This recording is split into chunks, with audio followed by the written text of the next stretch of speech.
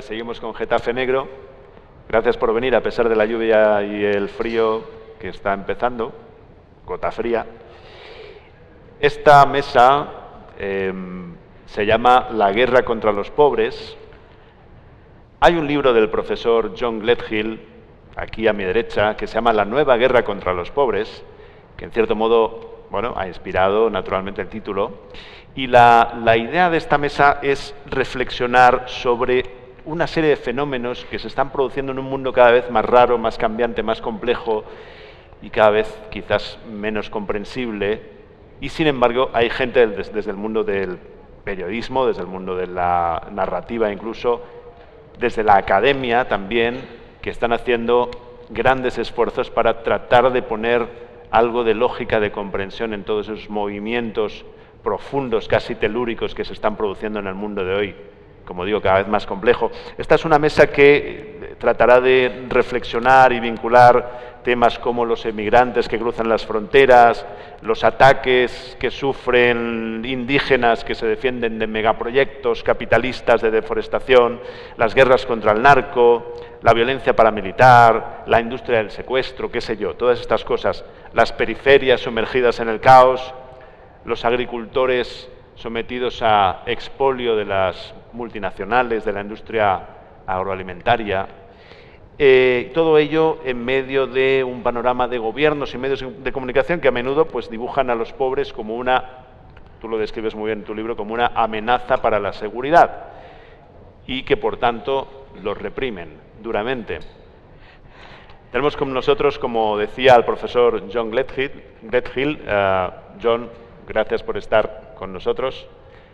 John viene de Manchester, ha tenido la amabilidad de venir hasta aquí, hasta Getafe. Él es profesor emérito de Antropología Social por la Universidad de Manchester, es miembro de la Academia Británica y de la Academia de Ciencias Sociales del Reino Unido, ha sido presidente de la Asociación de Antropólogos Sociales del Reino Unido, ha sido miembro directivo del Consejo Mundial de Asociaciones Antropológicas y de la Unión Internacional de Ciencias Antropológicas y Etnológicas y, como digo, es, entre otros, autor de este libro, La nueva guerra contra los pobres. Esteban Hernández, gracias también por venir, Esteban. Esteban es periodista, director de la sección, a ver si lo digo bien, que no me acuerdo, porque lo tengo por las siglas, ACV, es Alma, Corazón y Vida. Y otra sección que se llama Alimente también. Y otra sección que se llama... Otra sección del Confidencial también. Bien, del diario El Confidencial, pero además Esteban tiene un blog que se llama Blog de Postpolítica y yo creo que es posiblemente en este momento en España el analista político, social, económico, cultural más potente y con más claridad y que está explicando muchos fenómenos que ocurren casi incomprensibles, casi esotéricos en la economía, en la política. Los está explicando con una claridad, con una pedagogía inusitadas. Es autor de libros como Los límites del deseo, El tiempo pervertido, El fin de la clase media o Nosotros o el caos, sobre esta clase de temas, política, sociedad, etc. Y también tenemos a Cristina Fallarás, que además es escritora de novela negra, pues es una periodista que ha estado, yo qué sé, has estado en la mitad de las redacciones de los medios de este país. Sí, señores, y de casi todas me han echado. Fantástico. Bueno, como no puede ser de otra manera si eres un periodista más o menos con una honestidad, ¿no? Por lo menos hay que acumular algún que otro rifirrafe con la dirección, ¿no? Entonces, bueno, pues también es autora de Las niñas perdidas, por ejemplo, que ganó el premio Hammett. Tu último libro, Honrarás a tu padre y a tu madre, también es una investigación que de alguna manera podríamos vincularla con el tema de esta mesa, sí. La guerra civil, en fin, qué sé yo, todos estos temas. Pero quisiera empezar ya haciéndoos una primera pregunta muy sencilla, quizás muy difícil de responder. Te voy a pedir, John, que comiences tú. ¿Verdaderamente se puede hablar de una guerra contra los pobres? ¿Hay en marcha una guerra contra los pobres? Y si es así, ¿en qué consiste? ¿Cómo se hace? Porque obviamente no es una guerra al uso. Bueno, gracias. Antes de nada quiero agradecer a David y a los organizadores para invitarme, porque realmente estoy muy agradecido por estar aquí. Y les disculpo porque yo hablo mexicano, no hablo castellano. Pero bueno, si se va a Río de Janeiro y se pregunta a un policía, en este momento van a decir que estamos en guerra. También la gente que están matando van a decir nos odian. Pero yo veo el raíz de todo ese problema en la etapa actual del capitalismo global, que se ha puesto por causa de sus contradicciones, que lejos de ser resueltos, se multiplican todos los días, en un sistema básicamente cada vez más autoritario en varios sentidos. Y el autoritarismo se ve no solamente en la militarización del control social, que no es especialmente latinoamericano. Mi amigo, otro antropólogo, diría, Fassin, hizo un estudio de la policía de París, por ejemplo, que demuestra más o menos el mismo fenómeno. Hay un geógrafo destacado inglés que ha escrito generalmente sobre la militarización del control social urbano, que tiene una relación estrecha con el modelo de desarrollo urbano neoliberal, que es lo que se ve en las ciudades metropolitanas brasileñas. Y no se puede hacer esas cosas, tal vez, sin violencia, pero lo que describo en el libro fueron los intentos de transformar el modelo de control social por tener una policía más comunitaria que iba a establecer relaciones con los vecinos, los residentes de las favelas. Pero este modelo fracasó y la razón básica por qué fracasó es que estuvo un impedimento a la forma de desarrollo urbano preferida por los que estaban controlando la política brasileña en esas ciudades. Además de eso, cuestiones de migración, por ejemplo, que son todos productos otra vez del desplazamiento de poblaciones, tiene, como David comentó, una relación estrecha con la minería, proyectos energéticos, el nuevo tipo de agronegocio que ya existe. Entonces, eso para mí es el raíz. Obviamente, todos esos casos específicos tienen historias y contextos específicos. Los antropólogos nos encantan observar esas diferencias. Pero, por ejemplo, en el caso de Brasil, Brasil es un país que tuvo una dictadura militar, nunca hizo nada para hacer responsables los militares por sus crímenes, y por eso se puede tener un candidato como Bolsonaro hoy en día, por presidente brasileño. Y hay una contradicción fundamental, que una sociedad esclavista acabó formalmente, aunque muy tarde, con la esclavitud, decidió importar nuevos migrantes europeos y japoneses y varios otros, y dejó los ex-esclavos en una posición socialmente marginada. No tenían derechos a tierra en el campo, no podrían convertirse fácilmente en agricultores, estaban en esas periferias urbanas que tienen una larga historia. La primera favela en Río de Janeiro era Providencia. Fue creado por soldados que habían estado en la guerra contra el movimiento en el nordeste milenario, y fueron prometidos tierras en Río, y el gobierno no cumplió, pero es una historia complicada, pero sí consiguieron ocupar ese terreno.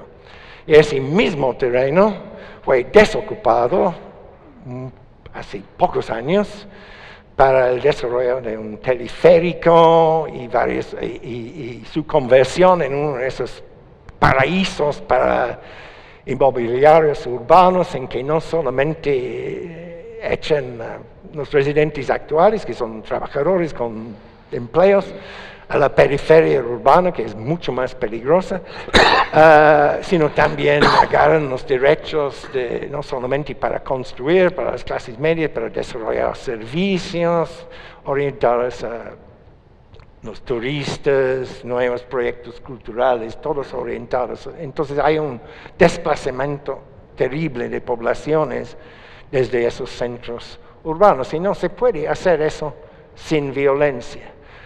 Pero el otro problema es que el crimen en la política, tanto en México como en Brasil, está dentro del Estado. Que en cada ciudad brasileña la situación es un poco diferente, aunque hay una pelea entre dos organizaciones nacionales también, que ha provocado muchísima violencia, pero uno tiene que ver la naturaleza de las autoridades. En el caso de México, esa región Michoacán que he estudiado ya por 40 años, mi conclusión en el libro es que el crimen aprendió todo lo que hace del Estado. El problema no es la ausencia del Estado, es la naturaleza histórica de su presencia. Y desde un punto de vista de un campesino que vive en Michoacán, se ve a los militares y se esconde. Y esa es una realidad de más de un siglo de violencia constante. Y obviamente los actores criminales pueden hasta cierto punto aprovecharse de esas realidades. Aunque es demasiado ingenuo pensar que cuando un narcotraficante dice que estoy protegiendo la comunidad, estoy ayudando a la gente, es una visión muy parcial, porque sí hay violencia, hay abuso por parte de ellos, pero es un juego en que el abuso del Estado normalmente se ha probado más fuerte. Y por la imposibilidad de reformar el sistema, porque el sistema, conforme a motivos tanto políticos como económicos, se crean esas condiciones de guerra, de escaladas de violencia casi sin fin y sin resolución, porque Bolsonaro dice que, bueno, voy a poner una arma en la mano de cada ciudadano decente y vamos a exterminar a los malos, pero los brasileños han andado exterminando a los malos por décadas tras décadas, y los malos son más frecuentes que nunca, y malos como el primer comando de la capital paulista tiene todo un proyecto moral. Somos orgullosos de ser criminales, somos el mundo del crimen, es un proyecto moral de los excluidos para ellos. Y también es un mentira en cierto sentido, pero sí tiene organización social y ha tenido gran éxito con ese tipo de estrategia. Entonces, por eso que sí existe una guerra en el sentido que existe, bueno, tanto en México como en Brasil hay militares en las calles. Los militares se encargan con casi impunidad total de la seguridad interna. Yo estudié, entre otras cosas, en una comunidad indígena en Michoacán, en la costa pacífica, que es históricamente excepcional. Siempre ha conseguido no solamente defender su identidad, pero defender su territorio. Es muy rebelde, ha sido reprimido varias veces últimamente en la época de las autodefensas, y lo que enfrenta atrás de es una empresa italiano-argentino de minería, un proyecto para redesarrollar la costa sin indígenas. Van a desaparecer, es el plan. Pero la matanza, el nivel de asesinatos y el nivel de impunidad es total. Y los militares han matado a niños con impunidad. Y nada pasa. ¿Por qué nada pasa? Porque es un sistema que da impunidad total para ese tipo de cosas.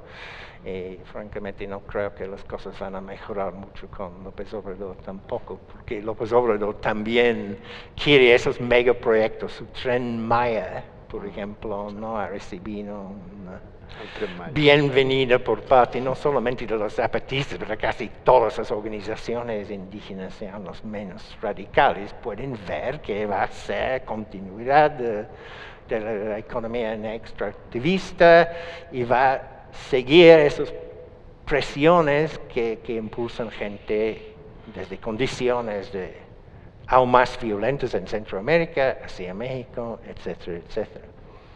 Y la gran ironía es que todo eso,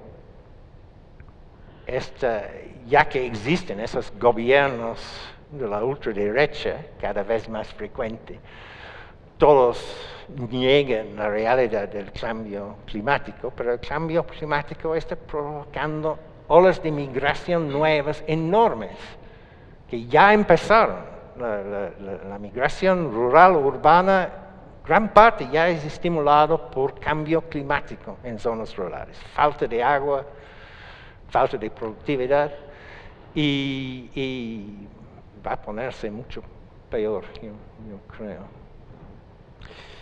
Bueno, es suficiente para empezar, seguir hablando una por descripción horas,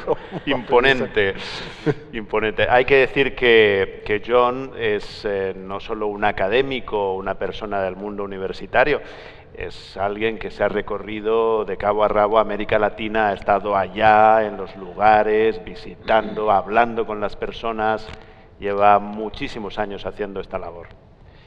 Esteban, Cristina, seguimos con vosotros. ¿Yo? Sí. Cristina, además, no lo he dicho, pero es una persona que está muy relacionada, ha estado muy relacionada con, digamos, con algunos movimientos sociales. Bueno, has estado también bastante como en primera línea con muchos temas. Yo he sido pobre, eso quiere decir. Eso. Yo he sido Qué bien pobre, me explicas. he sido tan radicalmente pobre que me han dejado en la calle con mis 2 hijos. Y he vivido 1 año y medio en la calle con mis 2 hijos. ¿Querías decir eso? Más o menos. Más o menos Sí, queríamos sí. decir eso. Mirad, en 2005, en diciembre de 2005, para celebrar que iban a llegar las Navidades, 3 muchachos, uno de ellos menor, de madrugada se acercaron a un cajero en la zona alta de Barcelona, en la calle, en la zona de San Gervasio. Sí. Se acercaron, entraron a un cajero automático, rociaron con querosén a una mujer que dormía dentro del cajero automático y le prendieron fuego y la mataron. Esos muchachos fueron detenidos y la prensa empezó a hablar mucho de la noticia. Queman a una mujer, decían, gratuitamente, queman a una mendiga, queman a una pobre, queman a una indigente.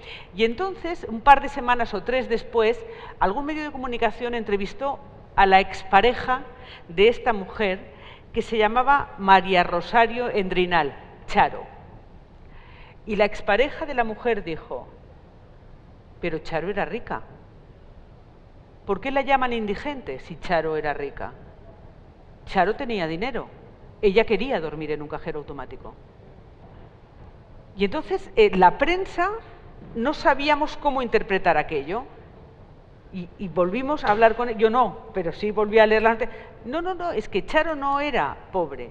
Charo dormía en un cajero automático porque tomó la decisión de no pagar agua, no pagar luz, no pagar hipoteca, no pagar alquiler, y decidió que iba a dormir en un lugar donde pudiera estar a resguardo dentro de una civilización que tiene lugares a resguardo que no tienes que pagar.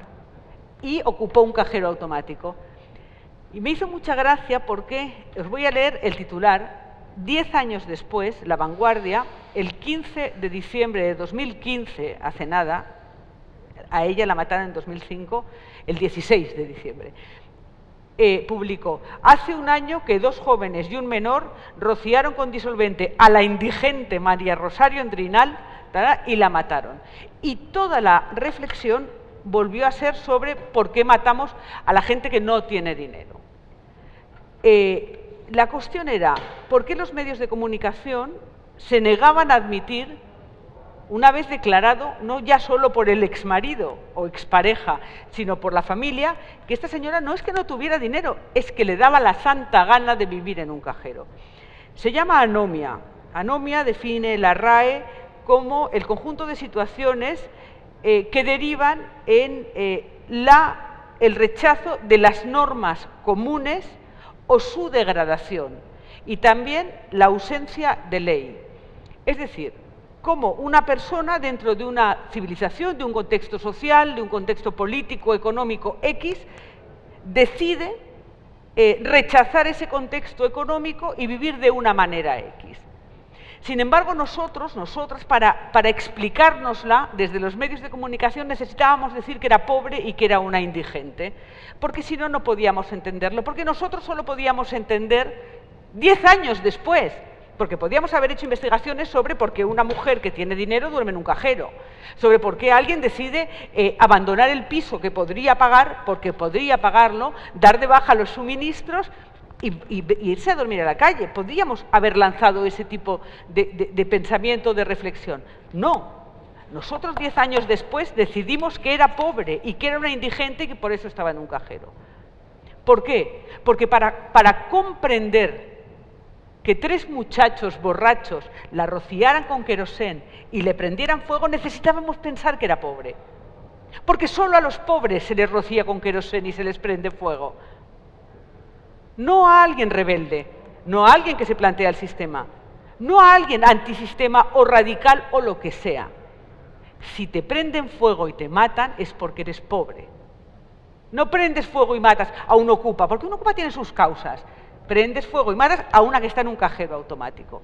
Esta es una, y la guardamos ahí. La siguiente pasa en 2008. En 2008... apareció en portada de La Vanguardia. 2008 era el año en que se pusieron en marcha todos los seres en los medios de comunicación. A mí me tocó y me echaron a la calle. Y de ahí la calle. Pero fue gracioso porque hacia mediados de 2008 yo leí en La Vanguardia que aparecía la siguiente frase en un titular: baja la prima de riesgo. Miau, pensé. Hemos dejado de hablar de los pobres. 2008, compañeros, faltaba todo lo que vino después. Baja la prima de riesgo. Prima de riesgo no sabía nadie lo que era, ni sigue sabiendo, nadie sabe lo que es la prima de riesgo. Plantaos ante, yo soy periodista, plantaos en una redacción ante la sección de economía y decirles, no, pero explícame fácil lo que es la prima de riesgo. Mentira, la prima de riesgo es una abstracción que nos permitió dejar de hablar de los pobres. Os quiero recordar que el trimestre pasado, el segundo trimestre de 2018, 17.300 familias fueron desahuciadas de sus casas en España. 17.000 en 3 meses, en 2018, que ya parecía que todo el mundo estábamos fuera de la casa. 17.000, no locales, viviendas. Claro, ¿qué pasa? Que empezamos a utilizar en 2008 las abstracciones. Las abstracciones es como quemar un cajero, es decir, evitar la persona, la pobreza se quema, la pobreza se oculta, la pobreza se desaparece. En 2008 desapareció la pobreza porque nosotros nos levantábamos, en 2009 decían, abría la cadena SER, buenas noches, buenos días Madrid, la prima de riesgo ha bajado no sé cuánto, hostia, ha bajado la prima de riesgo, me cago en la leche. Oye, hasta mi abuela se echaba las manos a la cabeza. La prima de riesgo no era nada, la prima de riesgo sencillamente nos evitaba hablar de esa población. Por entonces, yo escribí una novela. A mí me tocó buscar un sitio donde vivir con mis hijos. A mí me echaron de casa en 2013, 2014. Me desahuciaron en 2012, 2013 y me echaron de la casa en 2014 aproximadamente. Cuando te quedas en la calle, absolutamente en la calle, con 2 hijos, que tienes un problema, porque si de verdad te vas a quedar en la calle con 2 hijos, te los quita el Estado. te los quita porque tú te has quedado en la calle, tú te has quedado en la calle porque te has quedado en paro, pero el Estado te los quita porque no tienes ningún arma. Pero es que antes han desaparecido las administraciones públicas, los amigos y la familia, no lo dudéis. No es que yo tuviera peores amigos que el resto, no es que yo tuviera peor familia que el resto, es que desaparecen siempre porque si no desaparecieran deberían hacerse un relato de que eso que te pasa a ti, que eres igual que ellos, podría pasarle a ellos. De la misma manera que la que está en un cajero no es pobre. Tú no pasas, yo no pasaba por ser pobre, yo era subdirectora de un periódico, pero estaba en la calle con 2 hijos. Ojo. Entonces yo acabé buscando un sitio, afortunadamente encontré otro, pero en mi búsqueda de sitios pasé por unas naves que había en Barcelona, en la zona de Pueblo Nuevo. Las antiguas naves industriales se habían quedado hacía 2 o 3 décadas absolutamente devastadas, pero eran pequeñas. Imaginaos este espacio, es que eran como este espacio, 1, 2, 3, 4 y un corredor alrededor, y estas naves eran naves donde había habido algún tipo de industria que ya no había, y formaban pequeñas colonias. Cada una de ellas había sido ocupada por grupos, generalmente de personas negras, algunos latinoamericanos, pero generalmente negros. En el centro de cada nave, o sea, aquí en medio, habría una gran montaña donde había lavadoras sin tripa, pilas de zapatos, ordenadores que no funcionaban, ropas, muchos papeles, impresoras sin cables, un marasmo así, y alrededor dormía esta gente. Y me quedé fascinada y escribí una novela, la segunda parte de mi novela Las niñas perdidas, donde la periodista Victoria González va a esclarecer un crimen que sucede en una de esas naves y se queda. Y se queda como aquella mujer, Rosario, se quedó en un cajero. Porque ¿por qué voy a pagar luz, agua, gas, si nada de todo esto tiene un sentido? Y me quedo, no porque sea pobre, sino porque me quedo. Porque mira, hoy no me voy, mañana tampoco, ya no me voy. Bueno, todas las editoriales, mi novela Las niñas perdidas ganó un premio, ganó 2 premios, ganó 3 premios, se publicó en Francia, en Italia, y de repente la segunda parte no me la publicó nadie. Me decían, es que no entendemos por qué se queda. Sigue sin publicar, es que no entendemos lo que cuentas, Cristina, ¿por qué pasa esto? O sea, no, era imposible de entender, porque era brutal, porque si no has vivido algo parecido, no tienes explicación para ello. De la misma manera que la gente de la vanguardia no podía entender y por lo tanto no podía ofrecer a sus lectores que aquella mujer no era pobre. Y 10 años después seguía sin poder ofrecer a los lectores la visión real. No era una indigente mendiga sin dinero que estaba en un cajero. No, era una señora que había decidido estar en un cajero. Y no era pobre, pero es que si no era pobre no se la podía quemar. Bien, anteayer la Organización Europea para el Observatorio para la Pobreza y la exclusión hizo públicos unos datos escalofriantes en España. En España, según este observatorio, según Cáritas son más, y Cáritas no pasa por ser rojo como yo, pasa por ser otra cosa, católico. Según el Observatorio contra la Pobreza y la Exclusión, en España en este momento hay 12,5 millones de pobres. 12,5 millones de hombres y mujeres y niños y niñas pobres. Pobres quiere decir que tienen en total una familia menos de 600 euros para vivir. Vosotros sabéis lo que vale un piso de alquiler, o sea que no tengo que deciros más. Yo publiqué la noticia y tengo más de 1000 comentarios. Más de 1000 comentarios, incluso cartas al periódico, incluso cartas a mí, etcétera, diciendo que rectifique, porque eso es una idiotez, porque no se puede decir tal burrada, porque jajaja, aparte de las burlas, ya no cuento los trolls y las idioteces, claro. Porque tengo que rectificar, pero no tengo que rectificar nada. El Observatorio Europeo contra la Pobreza y la Exclusión, si dice que hay 12 millones de pobres, yo como periodista cojo las cifras, las analizo y las ofrezco. Y es lo que hay. ¿Por qué la inmensa mayoría de la población española se niega a admitir que en España hay 12 millones de pobres? 3 de cada 10 niños o niñas no comen lo suficiente. Por lo mismo, por lo que la vanguardia se niega o se negaba a admitir que una mujer que vive en un cajero si no es pobre, no puede ser quemada. O sea, si la queman es que es pobre.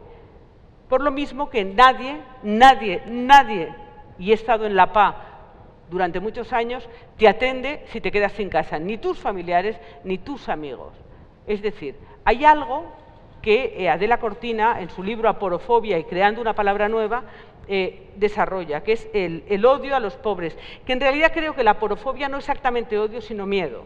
Es decir, la pobreza nos aterra porque vivimos una sociedad que está construida justo lo contrario, en lo contrario que es la pobreza, que es poseer, que es exactamente lo contrario que hizo la señora Charo cuando se metió en un cajero automático decidiendo que no iba a pagar más suministros, y nunca se supo explicar por qué una mujer que no era pobre se metió en un cajero y como era pobre la quemaron. Muchas gracias, Cristina. En Barcelona, cada año, la Fundación Arrels, que significa raíces, que trabaja con gente que vive en la calle, hace su censo de pobres, de gente sin hogar, quiero decir. Y también les hacen una larga encuesta y entonces algo que ven año a año es que sube la cantidad de agresiones contra gente que vive en la calle. Entonces esto es un dato también para tener en cuenta al hilo de lo que contaba Cristina. Esteban, ¿existe una guerra contra los pobres? Existe una guerra contra los pobres. Yo al contrario de Cristina, que se le nota además el origen periodístico y la fuerza narrativa, ¿no? Y a lo mejor la experiencia a primera mano de John, a mí me preocupa menos estoy mucho más interesado en el porqué, en los motivos, es decir, en cómo es posible que estas cosas estén ocurriendo y qué nos lleva, ¿no?, a caer en estas situaciones, porque efectivamente parte del odio a los pobres tiene que ver con no ser capaz de asumir una situación en la que tú también eres una persona vulnerable. De alguna manera hay una intención de pensar que expulsando eso no te va a tocar a ti, porque no puedes creer que en un contexto como el nuestro, una sociedad como la nuestra, esas situaciones de desprotección absoluta ocurran. Y como tú bien dices, no solamente una desprotección institucional, es la familia, son los amigos los que salen corriendo, ¿no?, cuando estás en mala situación, ¿no? Y no quieres creer que la sociedad de esta manera. Entonces, relegando esto, ¿no?, pero te decía, ¿no?, que me importan más me importan los motivos. Y te digo que sí hay una guerra contra los pobres porque estamos, y hablo, no hablo ya de África, no hablo de América Latina, ¿no?, hablo de nuestras sociedades.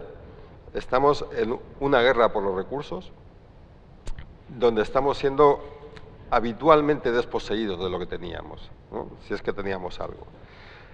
¿Por qué? Pues porque si uno examina los precios de los bienes esenciales para subsistir, la vivienda, la luz, el teléfono, el transporte, ¿no?, te das cuenta de que dedicamos una buena parte del dinero que ingresamos simplemente a la reproducción.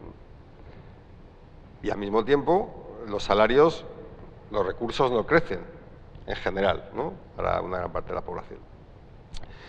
Y al mismo tiempo resulta que la red institucional que se suponíamos que existía de protección, ya fuese la estatal o la familia institucional o la familiar, es cada vez más débil. Entonces dices, bueno, esas circunstancias de, ya no digo el hecho de la pobreza extrema, ¿no?, sino una pobreza habitual de se ha roto la lavadora, no llego a fin de mes, ¿vale? Pues es muy frecuente en nuestras sociedades. Y dices, bueno, pero si seguimos generando dinero, ¿dónde va a parar ese dinero?, ¿no? Es decir, bueno, si uno examina cuál ha sido la forma de la gestión de las empresas en las últimas décadas, pero particularmente en los últimos años, le podemos poner un término, si queréis, financiarización, u otros, da igual. Lo que ha ocurrido es que la mayor parte de los recursos han ido a parar a los accionistas de las empresas. Es decir, hemos despedido gente, o hemos rebajado salarios, o hemos externalizado, y hemos generado más dividendos para los accionistas. Hemos rebajado la calidad de los servicios que producimos, o de los bienes que producimos, servicios que prestamos, y esa reducción ha generado más beneficios para los accionistas de las empresas y para los directivos. Hemos revisado las relaciones con los proveedores y ha ocurrido exactamente lo mismo. Eso explica que las empresas tengan menos personal, que den un servicio más deficitario, que además de eso tengan gente peor pagada y así sucesivamente. El resultado, ¿no? y lo hemos visto en las cifras más recientes sobre la desigualdad, es que la capa superior de la pirámide social cada vez tiene más dinero, mientras que el resto de la sociedad cada vez tiene menos. Claro, cuando uno está en una mala situación, no tiene recursos acumulados en otras épocas por la familia o no tiene recursos propios, ¿no? En el instante en que sales de la rueda, desapareces, te quedas en el vacío, ¿no? Y regresar es muy complicado, ¿no? Pero claro,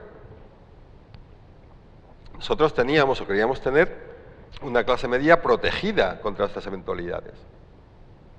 Y no es así, ¿no? Entonces, lo que vamos comprobando es que cada vez más hay más gente, incluso gente con salarios relativamente buenos, ¿no? Que si se le rompe la lavadora no llega a final de mes. Otro con trabajos o con varios trabajos o que pasa dificultades. Bueno, estamos en un contexto en el que los recursos están fluyendo hacia arriba y eso depaupera a toda la sociedad. Quien está más abajo lo sufre con más intensidad y con más violencia, porque finalmente, y el que está en medio lo sufre en forma de temor, en forma de alejamiento. Y este es el contexto en el que vivimos. Es decir, cuando los recursos fluyen hacia arriba, o como decían algunos inversores en las crisis, los activos vuelven a sus verdaderos dueños, ¿no? La sociedad se quiebra. Pero necesitas una explicación para poder justificar aquello que estás haciendo, y necesitas una explicación que a los ojos de los demás conserve la idea de que el mundo sigue siendo relativamente justo. Exactamente igual que en otras épocas uno atribuía la pobreza de los pobres a una deficiencia de educación, al origen geográfico, a la falta de disposición intelectual, etc. Ahora ocurre exactamente igual. Lo que pasa es que ahora lo vestimos, y hablo de Occidente, lo vestimos con las ideas de futuro, de novedad, de innovación, de actualización. Eres alguien que no se ha actualizado, que no se ha formado suficientemente, que se ha quedado anclado en el pasado, que es demasiado radical, ¿no? Te miro porque te lo han dicho muchas veces. Me mira a mí por lo radical. ¿No? Es decir, siempre hay algún problema tuyo que justifica la situación en la que te encuentras. Y el problema en general siempre tiene que ver con que no sabes ofrecer el valor que el mercado está demandando. En general porque eres antiguo, porque no sabes encajar, no sabes adaptarte, pero siempre es algo que te pertenece, ¿no? Y que no has sabido modificar para ingresar en esa rueda.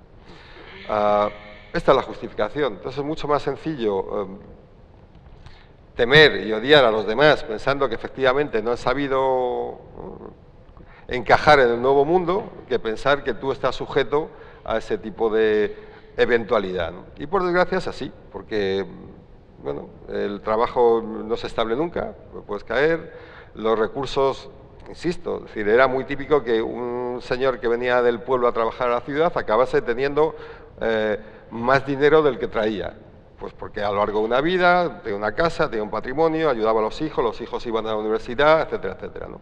Ahora lo que está ocurriendo es exactamente lo contrario, el patrimonio de los padres lo están gastando los hijos en subsistir, ¿no? Esta es parte de la guerra que se está llevando a cabo y es una guerra, insisto, por los recursos, ¿no?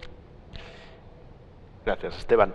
¿Qué ocurre cuando el Estado no solo no protege a la gente de la pobreza, no solo no le da servicios que quizás en algunos lugares hasta hace poco eran frecuentes y parecían seguros? ¿Qué pasa cuando el Estado no solamente no cumple ese papel protector, por lo menos hasta cierto punto, sino que además agrava los problemas de los pobres porque los considera una amenaza para la seguridad? Y John, me acuerdo de tu libro, me acuerdo de que describes este concepto que se llama segurización. Entonces me gustaría también hablar de esta particularidad, la segurización, su relación con el capitalismo. Bueno, me gustaría que nos contaras qué ocurre con esta situación, con esta tendencia de algunos estados, quizás en general de los estados, a agravar en ocasiones la situación de los más pobres. Bueno, Segurización es un proceso político. En su forma original, que fue desarrollado por la Escuela de Relaciones Internacionales en Copenhague, la idea básica fue que fueran actores en el Estado, que fueran los actores más importantes, pero creo que ya se ve que es un poco más complicado. Como antropólogo, a mí me gusta hasta cierto punto ver esos problemas desde abajo. También tenemos que tomar en cuenta los medios y no es simplemente cuestiones de discursos, porque imágenes visuales tienen un poder muy importante en eso. Creo que toda la cuestión de medios sociales y su manipuleo es muy importante para entender la formación ya de opinión pública. Pero lo que a mí básicamente, segurización define un problema como una amenaza existencial.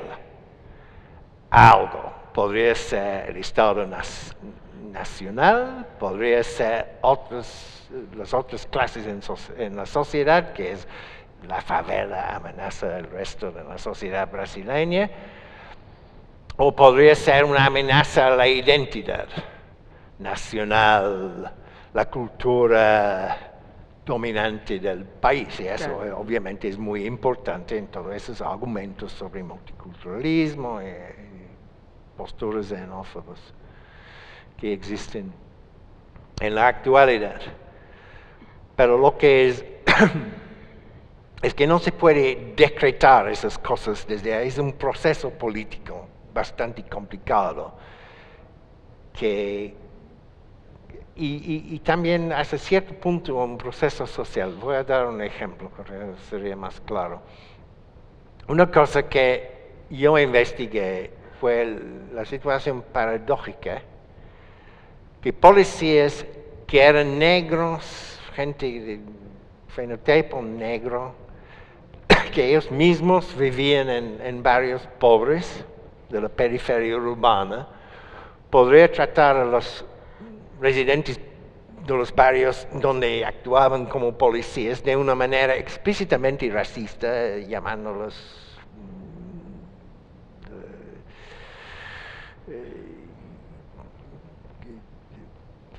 con términos que se usa, la clase alta usa para despreciar a la población negra. Y también personas que no valen nada, que criminales perezosos que no trabajaban, inútiles, todo eso.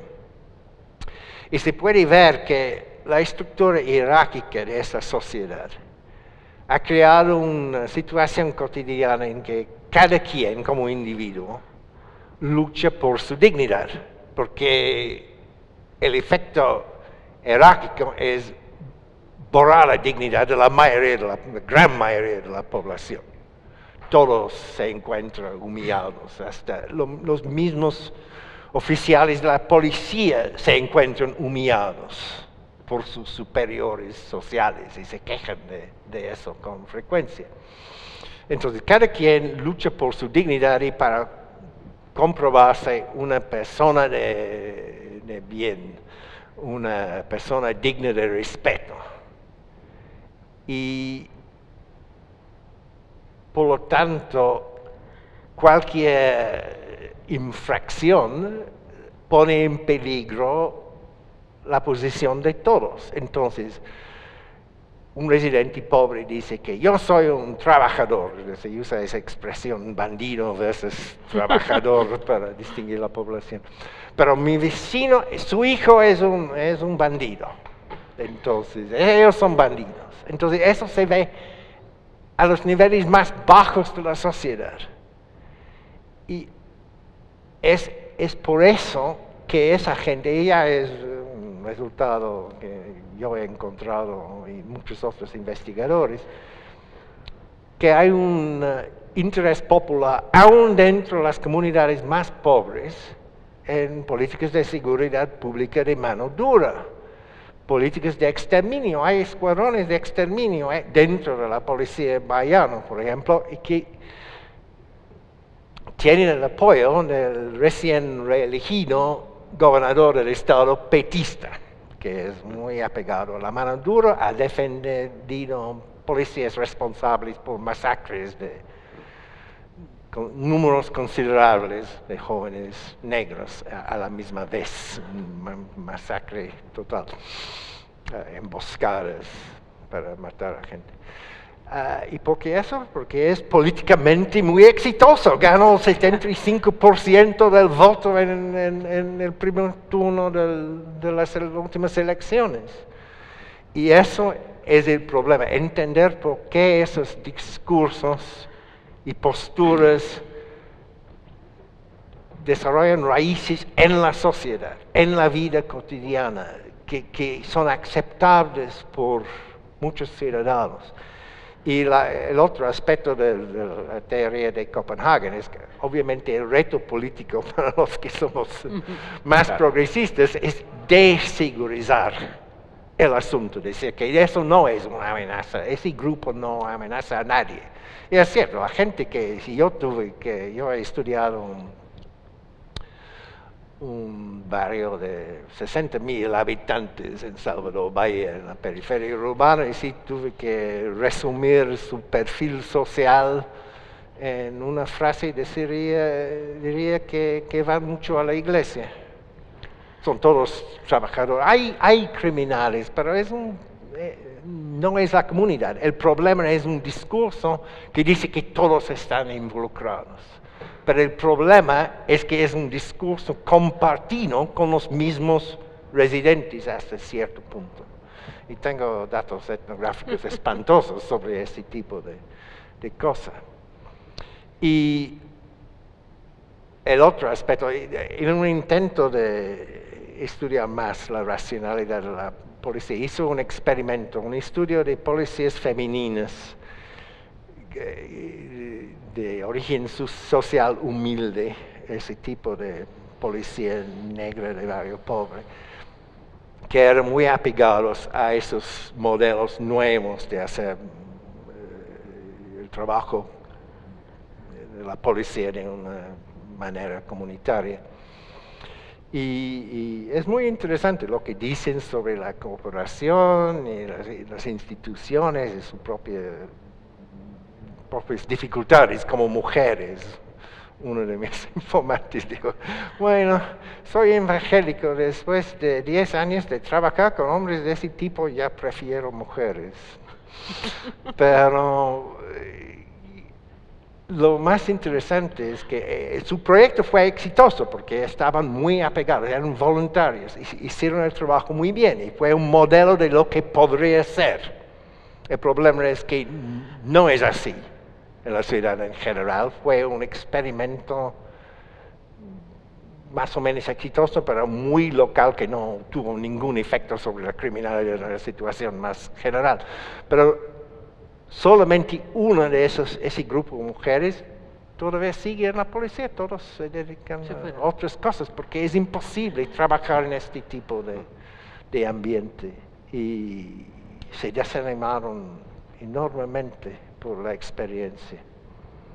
Pero tenía toda la crítica de los sesgos de clase de la política de seguridad pública, todos los problemas históricos de una cooperación policíaca que fue creada por la dictadura. Entonces, una policía militar con organización militar, y hay grupos dentro de la policía militar que son muy críticos de la cooperación y los sancionan administrativamente y hasta los encarcelan por sus críticas. Entonces, hay esas cosas prácticas, pero para mí lo más importante es entender cómo la segurización toma raíces dentro de la sociedad, dentro de la vida cotidiana, y eso es lo que se ve en el surgimiento de Bolsonaro, porque el voto de Bolsonaro incluye muchos votos de las clases más victimizadas por esa situación.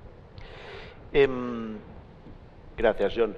Quería preguntarte, Esteban, al hilo de lo que nos está contando John, bueno, tenemos un auge claro de ultraderechas, de la ultraderecha en buena parte del mundo en estos momentos.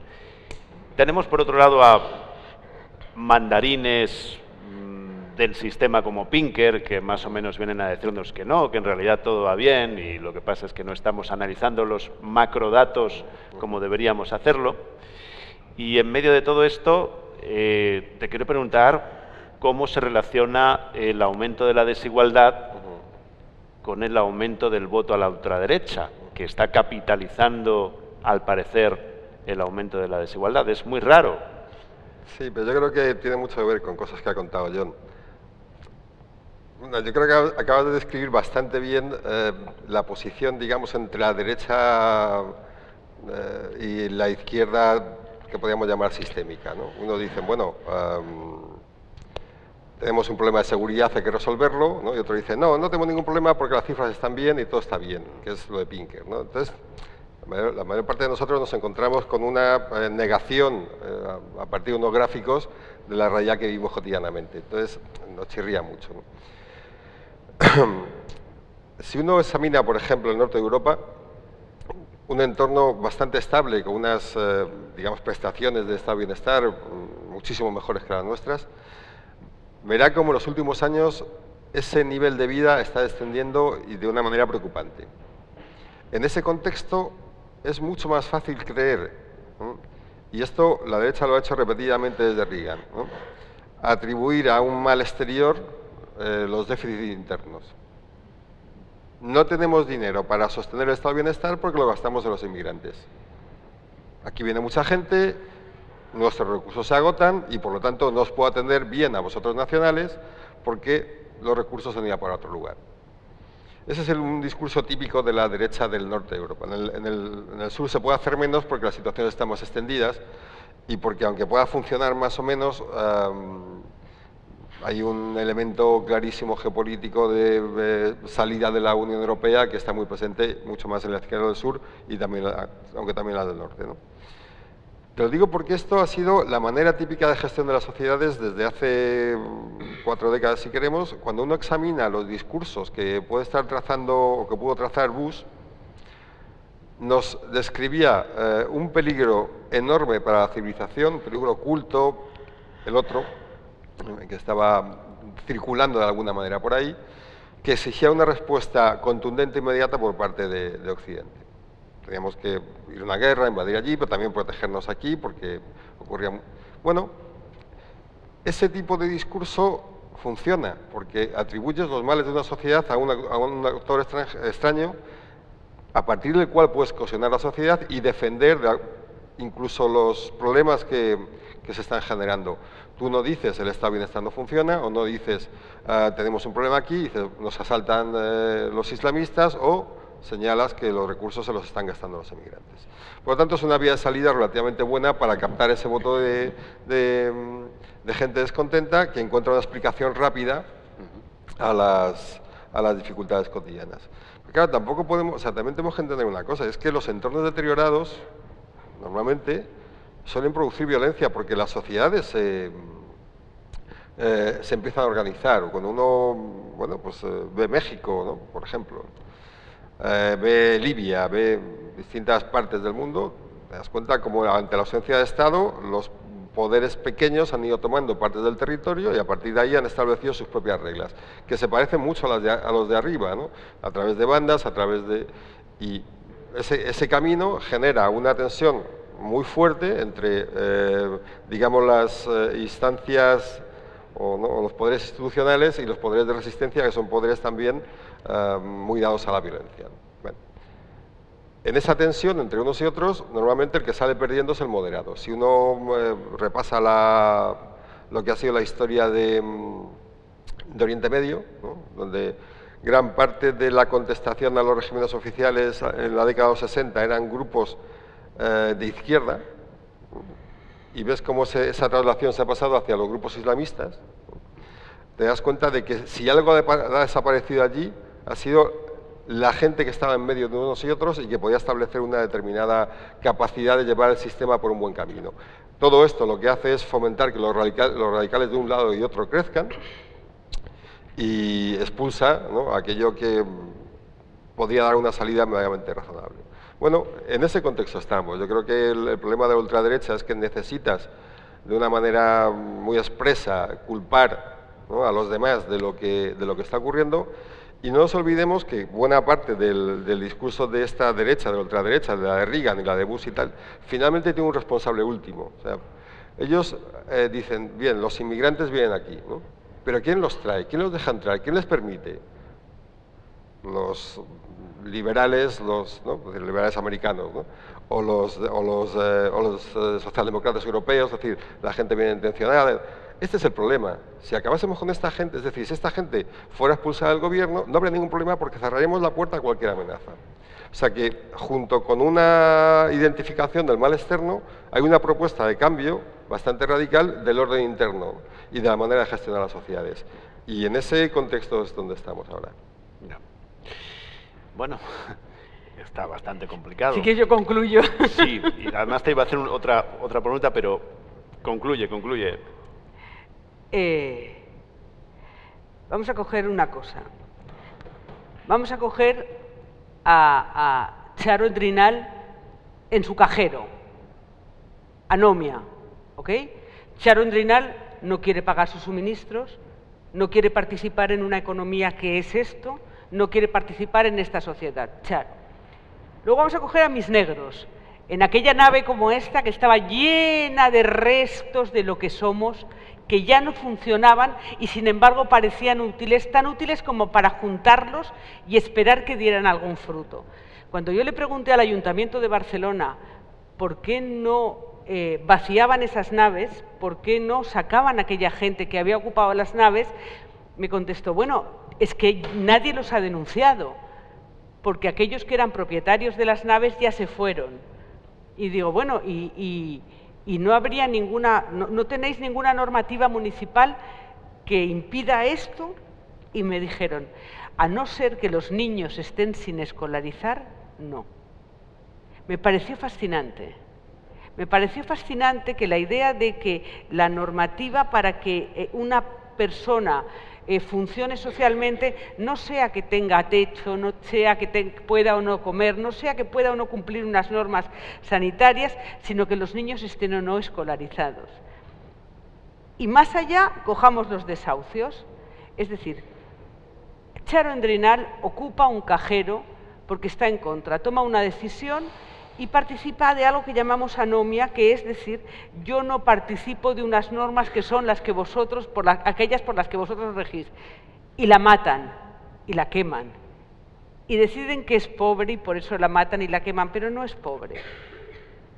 Durante el mismo tiempo que la queman a ella, empiezan a juntarse negros y negras en naves como esta, que están expulsados, que llegaron en patera a Barcelona, que entendieron que no había manera de vivir, pero sí encontraron naves donde vivir. Y juntan restos de lo que somos, que no sirven para nada, pero ya no los matan, porque son muchos. Y ni siquiera las instituciones públicas pueden hacer nada, porque escolarizan a sus hijos y aunque no tengan agua corriente, yo lo he visto, van a la fuente con unos baldes enormes y llevan los baldes a los recintos fabriles y lavan a los niños y se lavan ellos y ellas. Y después aparece la PA y empezamos a ocupar pisos que están a medio construir o que están construidos y se los han quedado los bancos y ya no se puede hacer nada con ellos, pero nosotras los ocupamos. Y no solo eso, generamos redes que permiten que aquellas personas que ocupan esos pisos no puedan ser ya desahuciadas porque el piso ni les pertenece, ni lo tienen alquilado, ni es ya de nadie. Porque si alguien lo reclamara, es alguien que tiene deudas porque construyó y no acabó de construir una urbanización que quedó a medias por la burbuja inmobiliaria. Pero es fascinante cómo desde Charo, pasando por los negros, hasta los cientos de miles de pisos que tenemos ocupados con familias que no tienen otra forma de vivir que nosotros permanezcamos atentos a que no les quiten ese espacio que tienen, porque ni siquiera podrían desahuciarles porque ya han sido desahuciados 2 y 3 veces. Y sobre todo porque no tenemos armas legales para sacarlos de un lugar que no pertenece a nadie. Esos no lugares en realidad habitacionales, esos no lugares donde estamos creando formas de vivir que no son formas normales de vivir, sino extremas formas de pobreza, extremos espacios de pobreza, donde atentamos a diario contra el poder, atentamos a diario contra esta sociedad, atentamos a diario contra el capitalismo y contra la forma de vivir. Eso sí da miedo. Eso sí es un atentado contra las normas, la política, la economía y la sociedad, porque no hay manera de sacarlos de ahí. Y es fascinante ver cómo esas redes, Charo, los negros y los ocupas, no han recibido jamás el apoyo de aquellos progres del no a la guerra. ¿Os acordáis? De aquellos ocupamos las plazas. ¿Habéis visto alguna vez una cara conocida parar un desahucio? ¿Habéis visto alguna vez un famoso, una famosa, un cantante, un actor, una actriz, un escritor ponerse delante de una puerta de un desahucio y decir por aquí no pasáis porque esta familia pasa hambre? De repente esa gente no tiene que ver, no solo no tiene que ver con nuestra construcción política, económica y social, sino que no tiene que ver con la idea que teníamos de lo bueno, de lo justo, de lo culto. Tiene que ver con otro planteamiento de la forma de vivir. Y es fascinante cómo ocupan unos espacios anomia, unos espacios que no están dentro de las normas, que no están dentro de las reglas y por lo tanto ponen en jaque una forma de vivir y el Estado, insisto, porque llevo años ahí y llevo años viéndolo y estudiándolo, no tiene manera de intervenir en eso porque no participa de la propiedad. Y como tenemos un Estado basado en la propiedad y en un tipo de gestión de la propiedad, y esta gente no participa de la propiedad, llega y dice, me coloco aquí. Por un lado, porque somos muchos, pero sobre todo porque estáis creando espacios de propiedad que no son de nadie, es decir, que están a medias de ser de alguien, o que no son de nadie ya, o que todavía no son de nadie.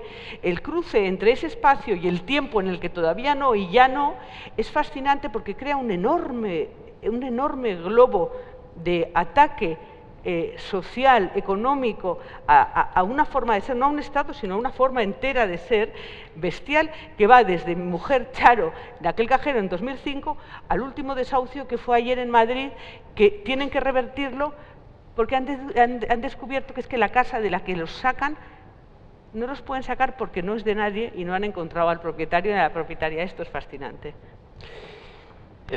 Decía Manuel Vázquez Montalbán que estamos en unos tiempos en los que ya prácticamente solo podemos aspirar a ejercer algo que él llamó cultura de la resistencia. En mi opinión personal, diría que el auge de la ultraderecha y el fascismo en estos momentos es algo así como la agudización de la toxicidad y de las enfermedades de un sistema que ya lleva muchísimo tiempo siendo muy tóxico para las personas, para las sociedades, para los ecosistemas también. Entonces, sería quizás una agudización, pero también hay personas, colectivos, organizaciones que tratan de resistir, un poco en el sentido en que lo estaba explicando Cristina ahora mismo. Entonces, la última pregunta que os voy a hacer antes de dar paso a vuestras intervenciones tiene que ver con esto, tiene que ver con la capacidad de resistencia de las colectividades. En América Latina hemos tenido, por ejemplo, dos casos muy claros. Uno ha sido el del movimiento zapatista, el Ejército Zapatista de Liberación Nacional, y también el movimiento de los Sin Tierra en Brasil, que me imagino que son dos casos que habrás estudiado, John.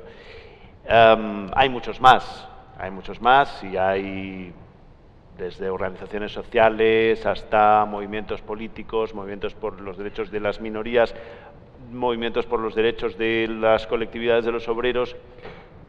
Lo malo quizás sea la atomización, el hecho de no conseguir una unidad en base a principios básicos que podrían tener que ver con una justicia social básica, una protección básica de los derechos humanos, de las libertades, de la salud pública y también, por supuesto, un derecho a la protección de los ecosistemas, de la tierra. Bueno, lo que os quería preguntar para terminar tiene que ver con esto. ¿Cómo valoráis la capacidad de resistencia de las sociedades, de las personas, de los colectivos? ¿Esto os merece alguna esperanza? ¿Ya ni siquiera eso? Comenzamos contigo, John. que el reto es aglutinar esos movimientos. Sí, he estudiado, asesoré 14 tesis muy destacadas sobre varias regiones de Chiapas. Mi grupo de estudiantes estudió no solamente zapatistas, pero otros movimientos, incluyendo movimientos de la derecha y paramilitares en Chiapas. La mayoría son mexicanos. Y también he asesorado tesis muy críticas, por un español, otro por un inglés, sobre el MST brasileño. Pero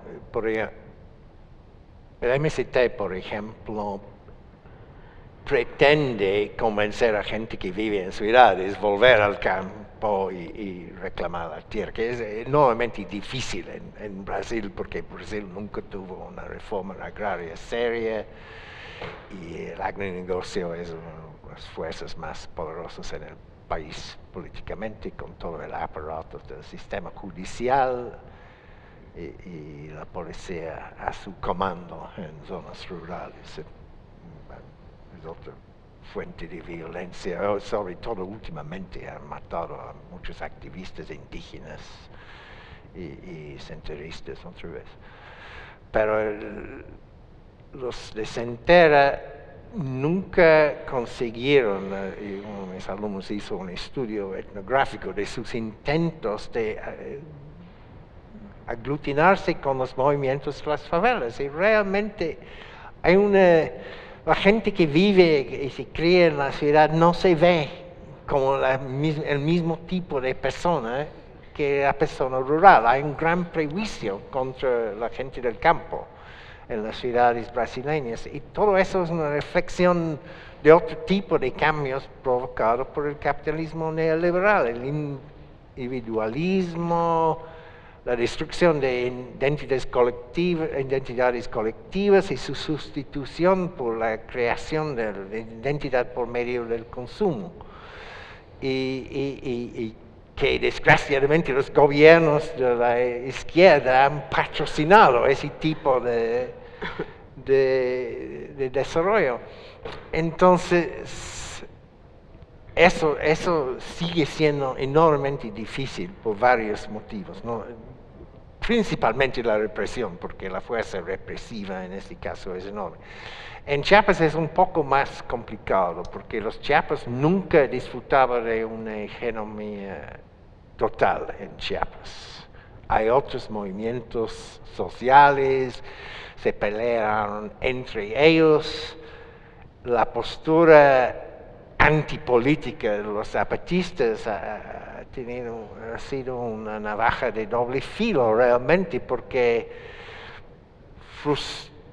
esta postura frustró la posibilidad de provocar cambios políticos y permitió el régimen tradicional, las élites chiapanecas, seguir haciendo la misma cosa, no importaba qué bandera levantaban en términos de partido político, los mismos grupos siguieron en el poder. Entonces, pero los zapatistas hizo un esfuerzo enorme de unir los diferentes tipos de movimientos sociales en el país. Y el subcomandante de su motocicleta como Che Guevara andando por todo el país, hablando con mujeres, trabajando en maquiladoras,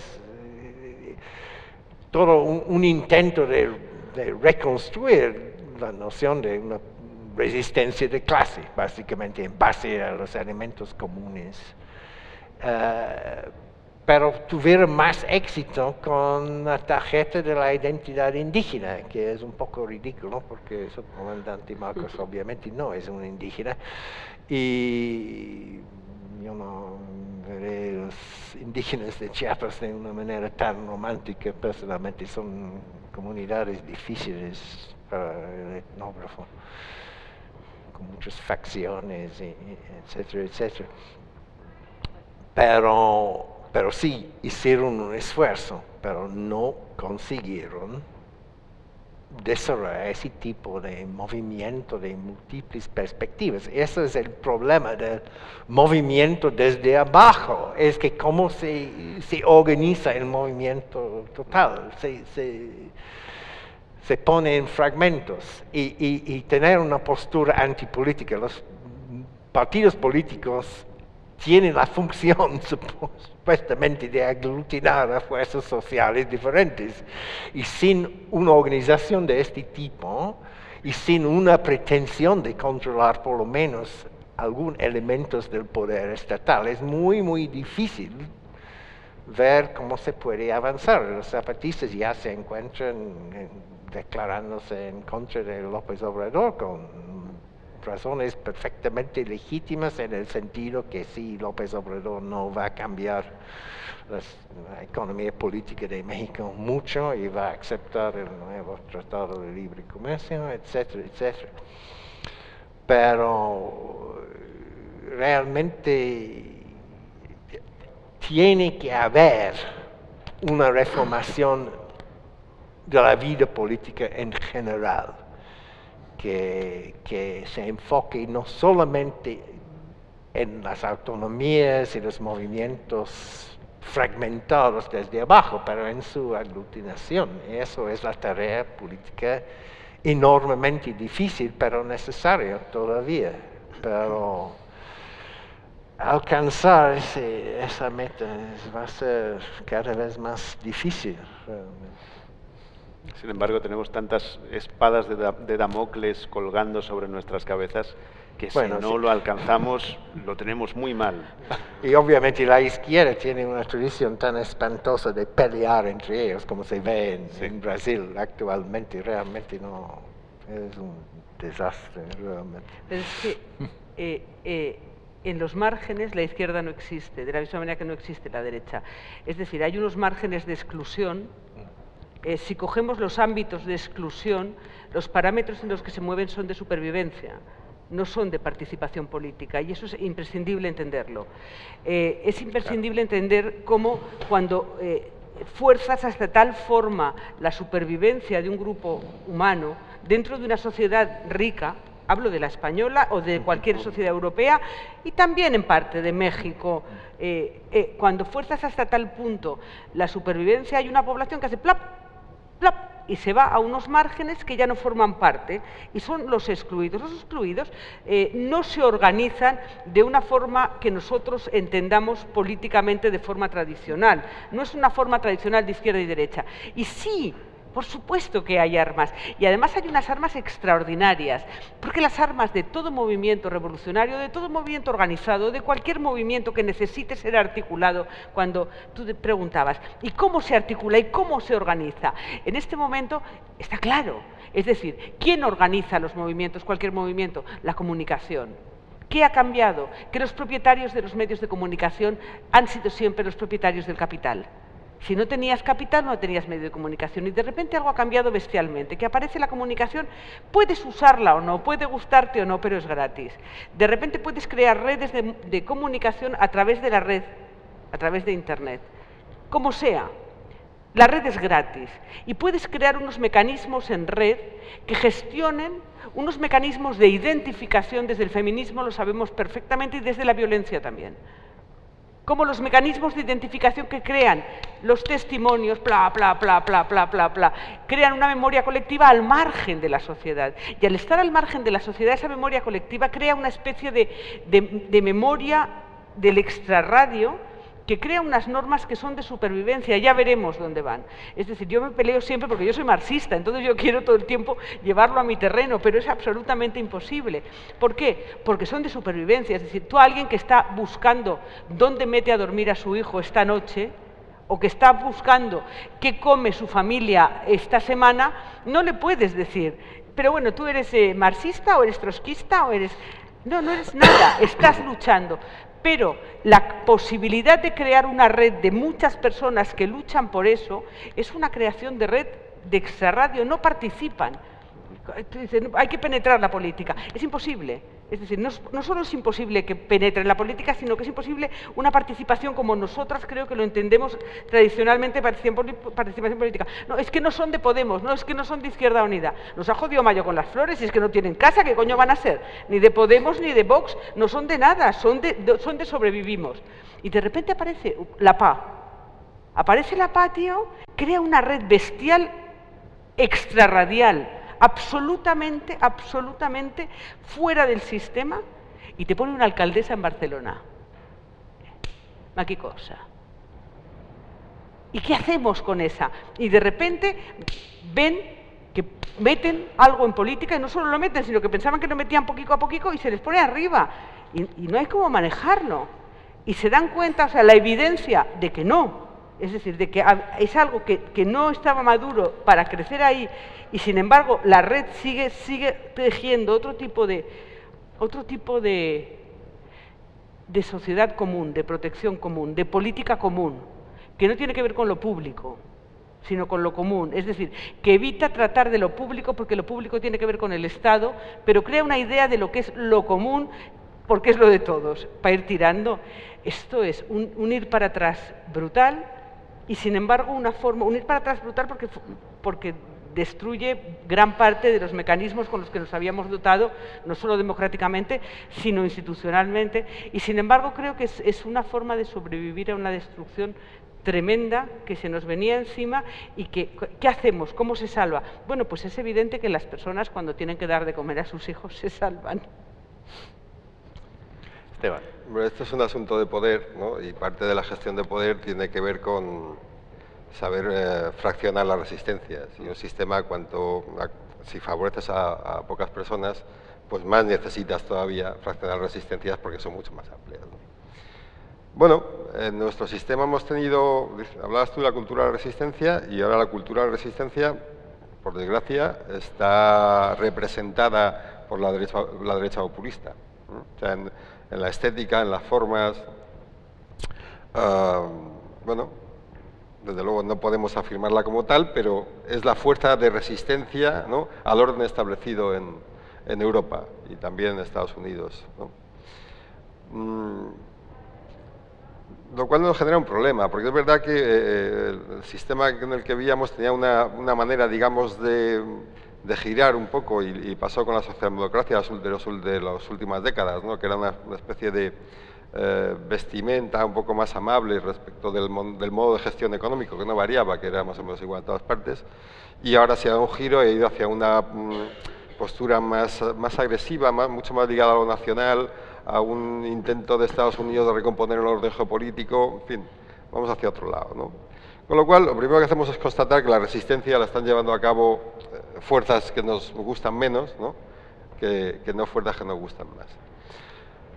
Claro, cuando Cristina expresa estas cosas, a mí me genera un pequeño problema, porque del mismo modo que los márgenes eran ocultados, ¿no?, si tú no podías mostrar a los pobres, los tapabas, no existían, existe la tentación de pensar, ¿no?, que esos márgenes realmente van a llegar al centro, y de alguna manera poner los márgenes como posibilidad de futuro. Desde mi punto de vista, y además digo que...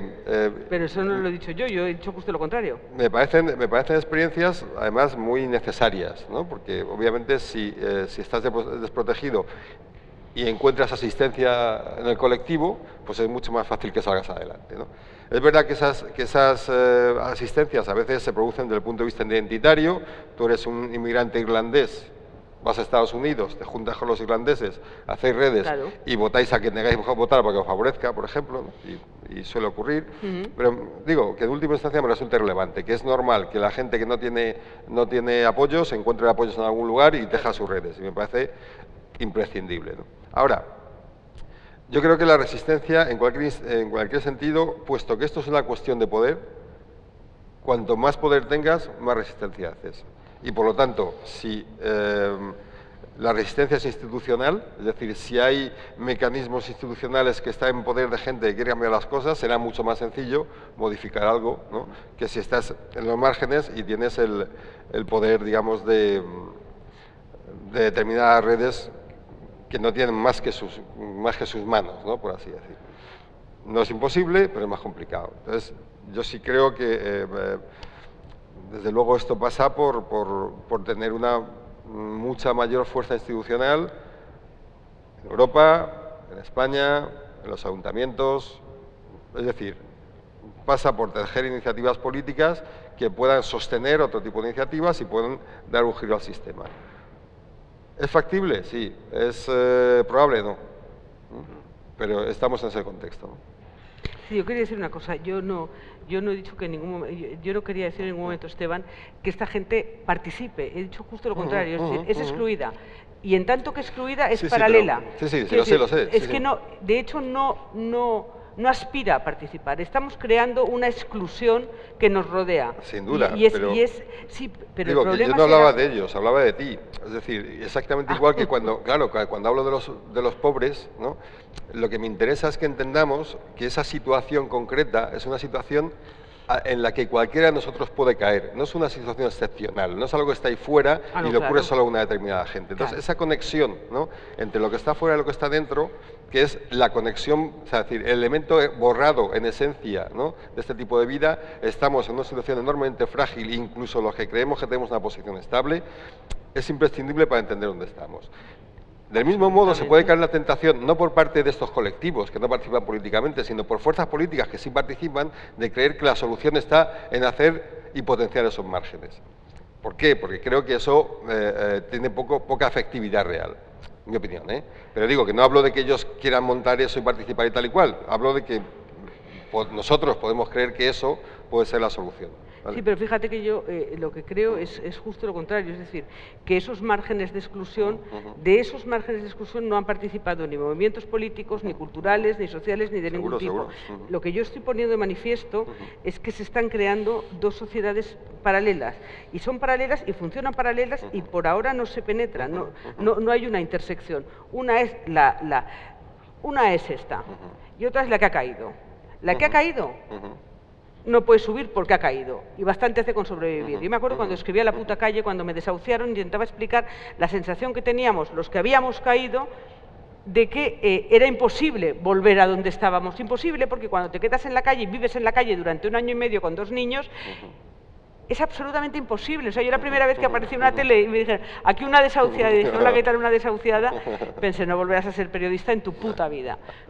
Pero el problema no es ese, el problema es que los que están aquí no miran para abajo, o no miran a los que están fuera, a los externos. No miramos, ni tú ni yo, ni los partidos radicales ni izquierda, ni los sindicatos, ni los movimientos sociales. Si has caído, has caído. Y contamos solo los que estamos arriba y no miras para abajo y cae otro plan, y cae otro plan. Y mi preocupación, pero mi preocupación relativa, porque digo, sobreviven, mi preocupación es como una sociedad tira por aquí y la otra tira por aquí y no se miran, y no es verdad que estén participadas. Es decir, no es verdad que Podemos haya ido a parar desahucios, no es verdad que Izquierda Unida esté penetrando a las zonas miserables, no es verdad nada. Estamos aquí y aquí, y vamos tirando, y vamos tirando. Entonces, no es que unos participen o no participen, la cuestión es cómo en las sociedades latinoamericanas es algo que se conoce, cómo hay dos partes en la sociedad, una que es la parte que tiene la política, lo social, la ciencia, la universidad, lo tiene todo, y otra que no tiene absolutamente nada y tira paralelamente. Eso, que era algo que no era propio de países europeos, en España sucede, y sucede. Solo quiero poner de manifiesto eso, que hay una sociedad que está, lo que se llama exclusión, que era una palabra que usábamos como de Cáritas, y ahora ya no es de Cáritas, sino es un núcleo social bestial que no participa, es una anomia, o sea, no participan de las normas públicas. Pero no, quiero decir, desde mi punto de vista, no hay una teoría ni política, es que no quiero que haya nada, lo que quiero que haya es la constatación de esas dos corrientes que son paralelas y que me parece extraordinario que en España hayamos llegado a esto. Bueno, en todo caso, amigos, entre una cosa y otra, llevamos casi 1 hora y media aquí sentados. Yo creo que ni Cristina, ni Esteban, ni John nos han contado más que un poquito de lo muchísimo que tienen para contar, de la muchísima información que tienen para contar. pero esto es lo que da de sí el tiempo. Lamento no pasaros el micro, por si alguien tenía alguna cosa que aportar, seguro que sí. Y para terminar, simplemente decir que, bueno, quién sabe, quizás nuestra gran esperanza es que el barco de la sociedad capitalista, ecocida y desigualitaria que hemos creado se hunda definitivamente. Ojalá que tengamos algún buen bote salvavidas para llegar a algún lugar nuevo, ojalá. En todo caso, John, muchísimas gracias por venir, ha sido un placer y te agradecemos muchísimo que hayas querido venir hasta Getafe, esta ciudad de Extraradio, donde hacemos este extraño festival de novela negra, que además es un festival de reflexión social. Gracias por venir.